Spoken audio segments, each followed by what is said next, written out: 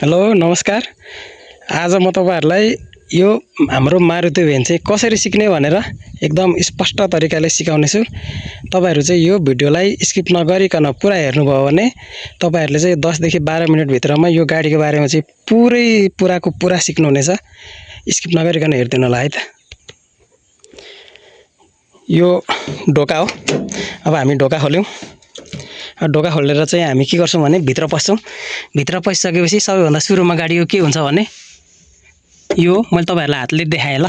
यो चाहिँ एक्सिलेटर, यो ब्रेक, यो क्लच हो।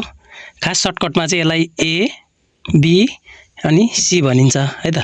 अब यो गाडी सिक्नु भन्दा अगाडि सबैभन्दा सुरुमा हामीले के सिक्ने भन्दाखेरि चाहिँ अब हामी गाडी भित्र छिर्यौं। गाडी भित्र पसेर चाहिँ हामी अब सिटमा बस्छौं है। लगायौं है। अब ढोका लगाइसकेपछि सबैभन्दा सुरुमा हामीले के सिक्ने भन्दा गाडी स्टार्ट गर्न सिक्नु पर्यो। अब गाडी स्टार्ट त गर्ने हैन। अब गाडी स्टार्ट गर्ने कसरी? गाडी कसरी स्टार्ट गर्ने भन्दा हामीले सबैभन्दा सुरुमा हामी यो हाम्रो चाबी हो। यो चाबीलाई चाहिँ हामीले यहाँनेर यो चाबीको घरमा चाहिँ टक्क घुसायौं। चाबी यसरी लगाइसकेपछि के गर्ने भन्दाखेरि जहिले पनि हामीले गाडी रोकेर राखिसकेको गाडी चाहिँ के हुन्छ भने यो गियर हो। अब यो गाडी रोकेर राख्दाखेरि जहिले पनि गियरमा राखिन्छ। गियरमा राखेको गाडी चाहिँ अगाडि पछाडी नजाओस् भनेर गियरमा राखेको हो। अब यो गाडी स्टार्ट गर्नु भन्दा अगाडि चाहिँ के गर्नुपर्छ भने न्युट्रल गर्नुपर्छ। अब यो गाडी न्युट्रल छ कि छैन भनेर थाहा पाउनको लागि चाहिँ के गर्ने भन्दा यो छ नि, तपाईहरुले देखिराख्नु भएको छ नि, यो धर्का यो बिचमा काटेको छ।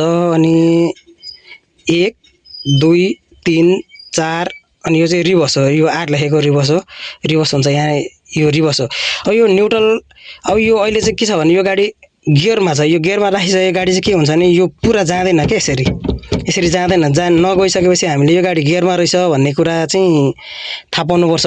अब पुरानो कुदाइराखेको मान्छेले त जसलाई पनि थाहा भइहाल्छ हैन। तर तपाईहरु नयाँ हुनेले चाहिँ के गर्नुपर्छ भने अब यो यसरी हल्लाउँदा पुरा गएन नि त वारपार। पुरा नगइसकेपछि यसलाई चाहिँ हामीले न्युट्रल ल्याउनुपर्छ। न्युट्रल ल्याउनको लागि चाहिँ यो क्लच हो। यसलाई टक्क दाब्ने अनि यसलाई दाबिसकेपछि के गर्ने, यो आयो नि त यसरी। अब यो न्युट्रलमा आयो। अब यो न्युट्रलमा छ कि गियरमा छ भनेर थाहा पाउनलाई चाहिँ के गर्ने भन्दा यो ओल्लो छेउमा पनि आयो। ओल्लो छेउदेखि हेर्ने पल्लो छेउसम्म गयो।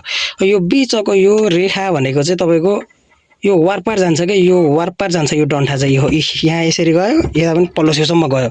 तर हामीले यो गियरमा राखेको गाडीलाई चाहिँ के हुन्छ भने यो जाँदैन। यो ओल्लो छेउदेखि पल्लो छेउसम्म जाँदैन। त्यसो हुनाले यो बिचमा ल्याउने। बिचमा ल्याइसकेपछि चाहिँ ठक्क न्युट्रलमा आएको हुन्छ यो यसरी। अब हेर्नु है।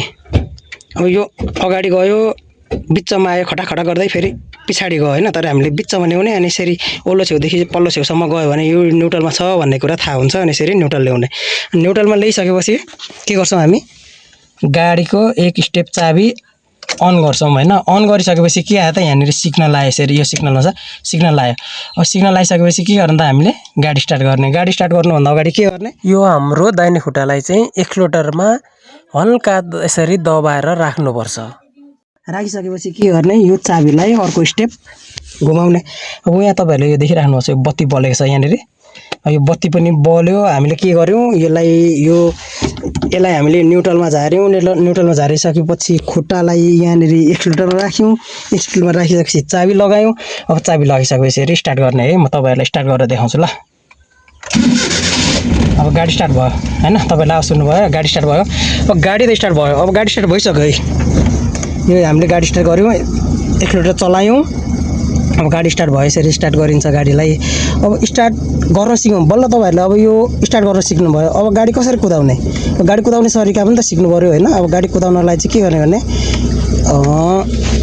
यो हेर्नु ल मुनि, तपाईहरुलाई एकदम स्पष्ट देखाइरहेको छु, मज्जाले सिक्नु होला। यो मैले खुट्टा राखेको क्लच हो। यसलाई ठक्क दाब्नुपर्छ यसरी पुरा। यसलाई पुरा दाबिसकेपछि के हुन्छ त, यो गियर लगाउनु पर्ने हुन्छ। यो चाहिँ अहिले के छ, न्युट्रलमा छ। यो न्युट्रलमा छ हैन। अब न्युट्रलमा त गाडी कुद्दैन। अनि यसरी टक्क अगाडि लगाउने। अगाडि लगाउने भन्नाले कहाँ लगाउने भन्दा यो पल्लो छेउदेखि यता जाँदैन। यो अब मैले के छ, यो हलिरहेछ अहिले न्युट्रलमा छ। तर यहाँ पल्लो छेउमा गएन नि। पल्लो छेउमा नगइसकेपछि के भयो, यो अगाडि टक्क गरेपछि 1 मा गयो है। गाडी 1 मा गयो। अब यो डाइरेक्ट गियर लगाउँदा पनि त हुन्थ्यो, किन क्लचै दाब्नु पर्यो भन्ने कुरा हुन्छ हैन। तर यो क्लचको काम चाहिँ के हो भने गियर गियरबक्स र इन्जिनको सम्बन्धलाई चाहिँ यसले जोड्ने र छुटाउने काम गर्छ। अनि यो क्लचले जोड्ने र छुटाउने काम गर्छ। क्लचलाई चाहिँ हामीले दाब्यौँ भने इन्जिन र गियरबक्सको सम्बन्धलाई छुटाउँछ। छुटाइसकेपछि यो गियर टक्क लाग्छ। अब गियर लाग्यो, हामीले पुरै एक्सिलेटर दबाइसकेपछि हामीले गियर लगायौँ एकमा, यो पल्लो छेउमा गएर टक्क एकमा लगायौँ। अब एकमा लगाइसकेपछि के गर्ने, यो दाहिने खुट्टाले हामीले एक्सिलेटरमा राखेको खुट्टा हुन्छ है, घुवाइ घुवाइ गर्दैछ। अब यसलाई हल्का दाब्ने, अनि यो देब्रे खुट्टा छ नि, यो क्लच, यो दाहिने खुट्टालाई हल्का दाबेर यो पछाडि खुट्टालाई चाहिँ यसरी हल्का छोड्दै जानुपर्छ। मैले पुरा छोडिनँ होला, यसरी हल्का छोडेपछि गाडी अगाडि बढ्छ। यसरी अघि बढ्छ गाडी। अनि यसरी गाडी कुदाइन्छ। यसरी कुदाइसकेपछि हामीले गाडी चाहिँ मजाले कुदाउन सकिन्छ, तर वात्तै नछोड्ने, बिस्तारै छोड्नुपर्छ। वात्तै छोड्यो भन्दा गाडी अगाडि गएर ड्याममै लाग्छ, अरूलाई लाग्छ, एक्सिडेन्ट हुन्छ, के हुन्छ होइन। अनि देब्रे खुट्टालाई आधी मात्रै पुरा क्लच नछोडिकन आधी छोड्ने, दाहिने खुट्टालाई हल्का दाब्ने, दाबिसकेपछि बिस्तारै देब्रे खुट्टा उठाउँदै जाने, गाडी अघि बढ्न सुरु हुन्छ। अब यो त गाडी स्टार्ट गरेर अघि बढ्ने कुरा भयो, मैले अफ गरेँ। अब फेरि के हुन्छ भने यो स्ट्रिङ, अब हामीले सुरुमा स्टार्ट गर्न सिक्यौँ। स्टार्ट गर्न सिकिसकेपछि अगाडि कसरी अगाडि बढाउने भनेर त्यो कुरा पनि सिक्यौँ। अब स्ट्रिङ कन्ट्रोल गर्ने कुरा हुन्छ। स्ट्रिङ त 3-4 दिनमा तपाईँहरूले सिकिहाल्नुहुन्छ। अब 3-4 दिनमा सिकिन्छ। गाडी स्ट्रेट अघि कसरी बढ्ने त भन्दाखेरि चाहिँ अब हामीले सिधा कसरी हेर्ने भन्दा हाम्रो यो सिधा टायर बसेको हुन्छ। अनि अब यो गाडीको भाग त ठुलो छ, तर यो गाडीको भाग हामीले हेर्नु हुँदैन। गाडी अलिअलि अघि बढेर कुद्न थालिसकेपछि हामीले यसकै निशाना हेर्ने हो, ठ्याक्क यो दुईपट्टि दाहिने हात र देब्रे, यो स्ट्रिङको वरिपरिको निशाना, यहाँ निशाना हेऱ्यो भने हाम्रो गाडी चाहिँ ठ्याक्कै बाटोमा अट्छ। त्यसरी चाहिँ हामीले गाडी कुदाउन सकिन्छ। अब यो गाडीको कुरा भयो, तपाईँहरूले यति सिक्नुभयो। 3-4 दिनमा स्ट्रिङ कन्ट्रोल गर्न सिक्नुहुन्छ। सिकिसकेपछि मैले तपाईँहरूलाई अगाडि भिडियोमा भने जस्तै यो गाडीको बारेमा सबै कुरा थाहा पाइसक्नुभयो। यो गियर लगाउने तरिका पनि थाहा भयो।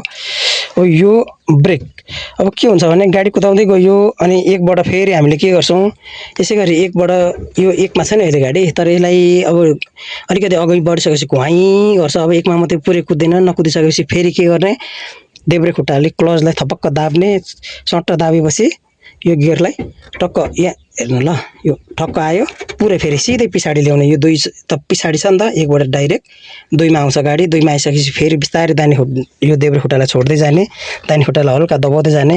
यसरी चाहिँ गाडी अघि बढाउन सकिन्छ। र 2, 3, 4, अब तपाईँहरूले सुरुमा सिक्दा त 3-4 दिन त अब 1 देखि 2 मै सिक्नलाई चाहिँ ठिक्क हुन्छ। त्यहाँ पछाडि चाहिँ 3-4 मा सुरु हुन्छ। यसरी हामीले गाडी सिक्न सक्छौँ। यो ब्रेक चाहिँ के हुन्छ भने, यो ब्रेक हामीले गाडी रोक्नुभन्दा अगाडि नै ब्रेक चाहिँ बिस्तारै बिस्तारै दाब्नुपर्ने हुन्छ। अलिकति गाडी 30-40 को स्पिड छ भने एकैचोटि यो दुईटै खुट्टालाई दाब्नु हुँदैन। ब्रेक दाबिसकेर बल्ल देब्रे खुट्टा दाब्ने हो। अब के हुन्छ भने डाइरेक्ट हामीले ब्रेकमा ब्रेकै मात्रै दाब्यौँ भने चाहिँ गाडी स्टार्ट अफ हुन्छ। अनि गाडी स्टार्ट अफ नहोस् भन्नको लागि चाहिँ हामीले के गर्छौँ भने गाडी ब्रेक दाब्छौँ, बिस्तारै बिस्तारै झ्याम्मै दाब्नु हुँदैन, बिस्तारै बिस्तारै दाब्दै जाने। अनि गाडी स्लो भएपछि बल्ल यो के हुन्छ, यो देखिराख्नु भएको छ नि, यो क्लच, अनि देब्रे खुट्टालाई पनि गाडी स्टार्ट नहोस् भनेर, के अरे स्टार्टिङमै रहोस्, अफ नहोस् भनेर त्यसलाई पनि दाबेर अनि यसलाई चाहिँ न्युट्रलमा ल्याउनुपर्छ। त्यसरी चाहिँ हामीले गाडी सिक्छौँ। अब तपाईँहरूले यो गाडीको बारेमा मैले थोरै मात्रै भने, तपाईँहरूलाई म अरू कुराहरू अर्को भिडियोमा भन्नेछु। यसै गरी गाडी सिक्दै जानु होला। यो भिडियो पुरा हेरिसकेपछि तपाईँहरूले गाडी सिक्नुहुन्छ भन्ने चाहिँ मलाई विश्वास लागेको छ। हस् त, धन्यवाद।